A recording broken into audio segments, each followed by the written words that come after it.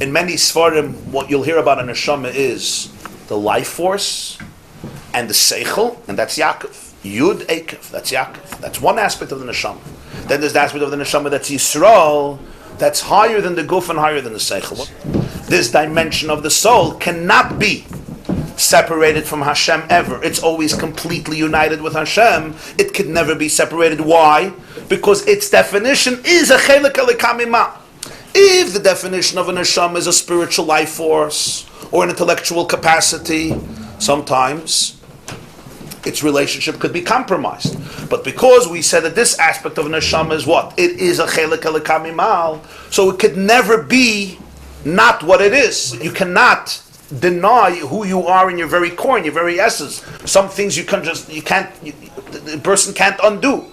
So therefore, the neshama of Yisrael is not only a spiritual life force or intellectual capacity. What is it? It's echad, yachid, meyuchad, and Hashem Yisbarach. So therefore, nothing ever can separate it from Hashem, because its very essence, its very identity is the divine.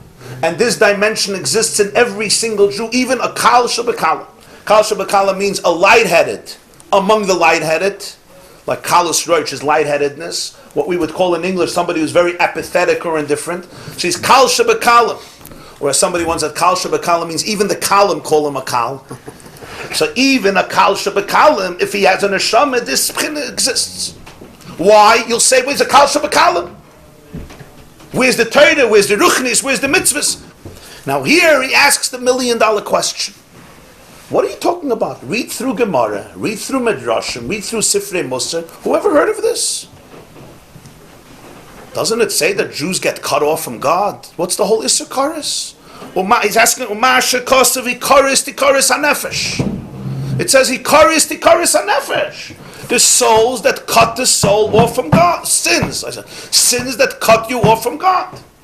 Person reads through Chumash. Person reads through Tanakh. Person reads through Gemara. Person reads through Midrashim, Sifrei Musar especially. You see what they say about separation. Most of the literature of these days, yeah? You're separated, you have to reconnect. You're severed. The nefesh gets cut off from who? Cut off from the Rebbeinu Shalom. Physically, spiritually, in terms of how it's expressed. Okay, there's different ways how it's expressed.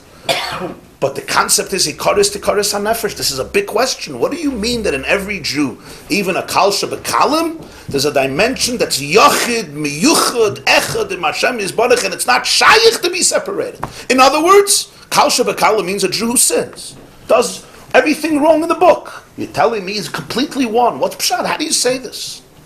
This is not just a small question of Alam de Shapilpul of Toisvus. He's asking a question. He's questioning here the very Yisoid, that there's something in every Jew under all circumstances that can't be separated from God, even a great sinner who's doing l'cha'ori yisuri krisis. That's a shayla. So here, the Baal HaTanya gives his answer and says it's all true, but you have to put it in context. There's two layers of identity. All the Maimonides Chazal, all the psukim that deal with Kares are of course 100% true. They're addressing the layer and identity of Yaakov. Yaakov could get cut off. Yaakov could be connected, and Yaakov could get cut off. Depends on how Yaakov lives.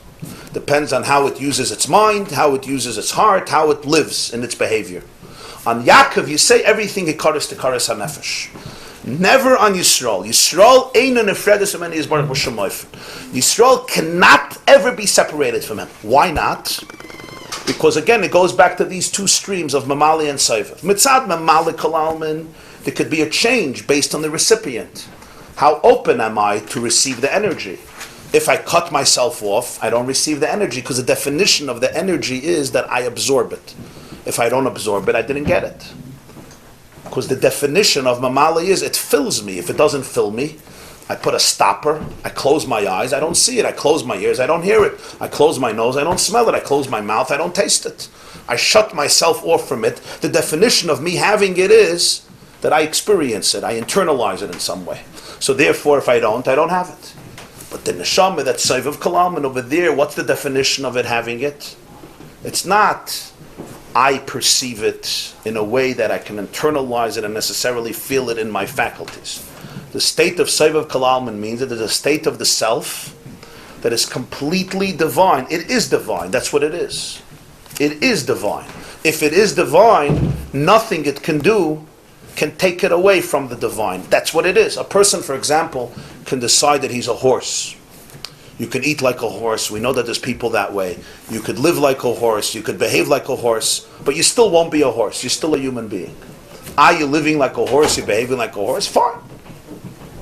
But the person cannot be not a person. I'm still a person, even if it's not expressed that way.